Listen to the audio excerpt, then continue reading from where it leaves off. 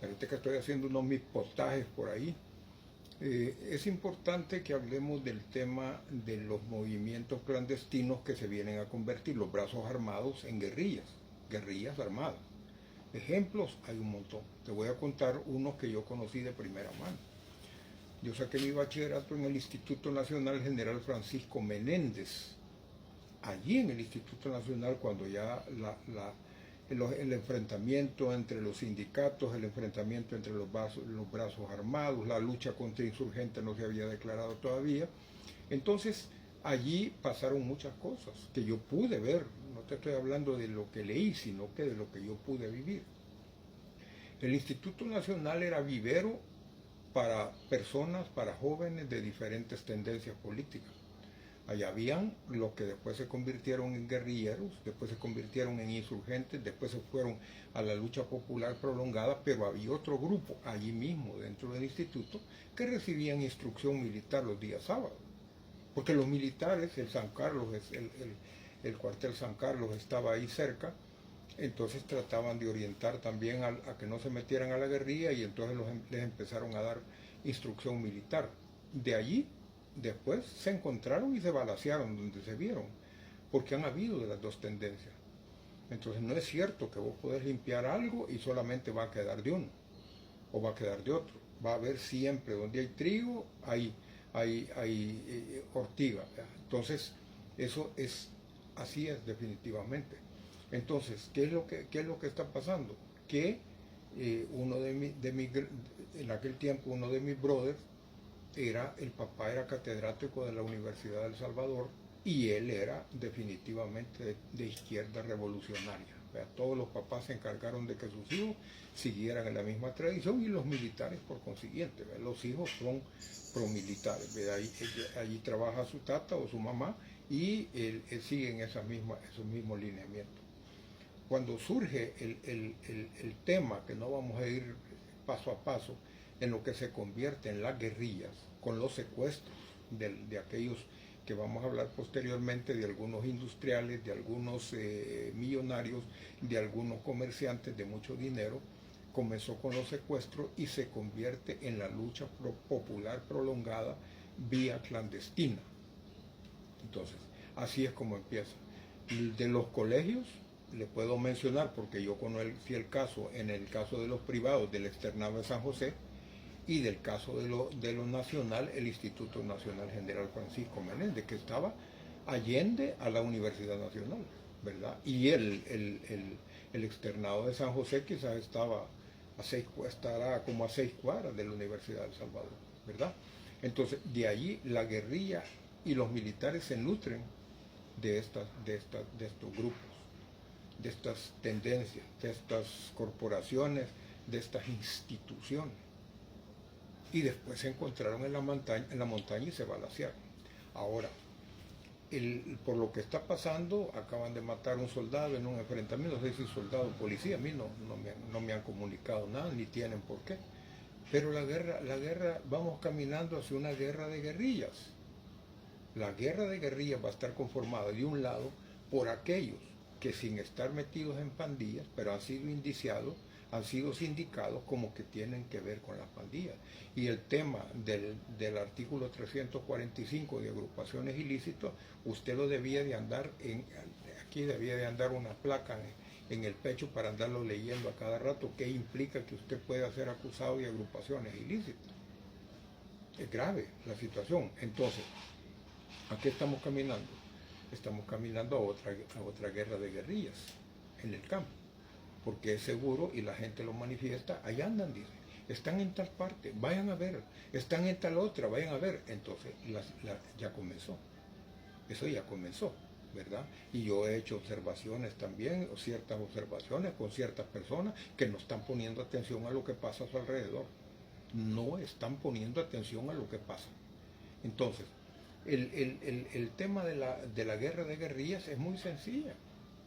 Es muy sencilla porque cuando una persona no anda armada, no tiene tatuajes, la identificación no refleja nada de eso, es un ciudadano común y corriente.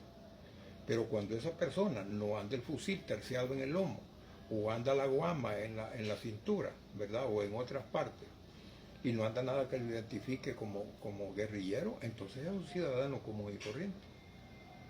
Y en ambos casos, si el ejército se encuentra con ellos, el ejército nunca va a salir ganando ante la opinión mundial. ¿Por qué razón? Porque si los muchachos andaban armados, ahí les pusieron, los mataron y les pusieron las armas. Ahí están, miren, ahí están los muertos, ahí les pusieron las armas. Y si no andaban armados, entonces, y si andaban armados, por consiguiente. Entonces vamos caminando hacia eso. Y aquí hay gente clamando de que el enfrentamiento, de que se dé, no saben de lo que están hablando. No saben del infierno que pasamos.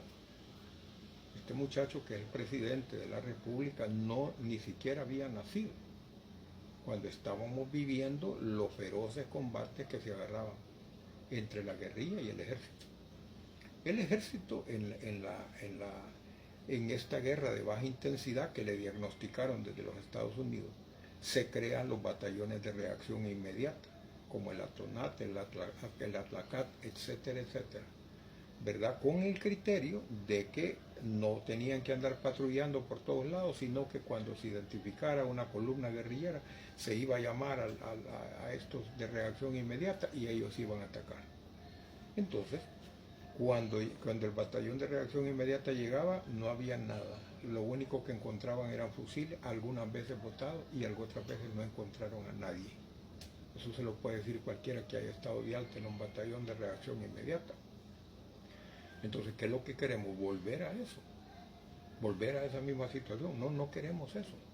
Y hay algunos que están insistiendo en que hay que toparlos y hay que acabarse. Sí, pero la opinión internacional va a ser, están masacrando. Ya tienen presos a los pandilleros, a los que estaban tatuados. Ahora están agarrando a los que no tienen tatuajes. ¿Y cómo identifica quién es el enemigo en un caso donde un soldado se enfrenta con alguien que no está tatuado, que estaba desarmado? ¿Y cómo se justifica eso? Hacia eso vamos caminando, ¿verdad? Entonces, hay gente también que está insistiendo en que se dé esa lucha. Hay gente que está insistiendo en que debe de darse esa lucha, porque ellos viven de eso. Ellos viven del comercio ilegal, ilícito de armas de fuego. Ya van a empezar a aparecer las primeras minas Claymore. Ya van a empezar a aparecer las primeras minas quitapié. Se acordará de lo que le estoy diciendo. La mina quitapié es una mina que solamente en cuanto se ejerce presión con el calzado o con el pie, entonces esa mina solo le destruye, en algunos casos sale disparado un proyectil que revienta a la altura de la rodilla. ¿Por qué? ¿Quiere matar al soldado? No quiere matar al soldado. Quiere que la gente vea gente patoja, que vea gente coja, que vea gente que la ha destrozado una mina. Ese era el impacto que provoca eso. Las guerras de guerrilla, no, podemos hablar. En Vietnam, Francia había peleado 20 años. En Vietnam, Francia había peleado 20 años. Y se dieron por vencidos y se retiraron. Entonces entraron al quite los norteamericanos y entre 15 y 20 años, los mismos también terminaron abandonando Vietnam. Ahí se desarrollaron esas minas, las minas quitapié, las cazabobos, ahí se originó todo eso. Eso es lo que queremos. Que vamos caminando, clamando que hay que acabárselos, que hay que exterminarlos, allí están. Pero esto no va a terminar de una buena manera. Y si vamos caminando hacia eso, acuérdese de Afganistán, lo mismo, guerrilla, con armas artesanales, en aquellas montañas de Afganistán, que eso es enorme, y los Estados Unidos han salido de allí sin haber podido derrotarlo. No es la proporción, el tamaño del ejército, las armas del ejército, el entrenamiento del ejército cuando se enfrentan con una guerrilla que no le queda más que morirse en el campo. Por favor, señores, y políticos de una y otra especie diciendo lo mismo, clamando que lo que necesita es la guerra. Y cuando empiezan los pijazos, entonces salen huyendo. ¡Ay! Nos matan de aquí. Y ellos están de mercaderes de la muerte.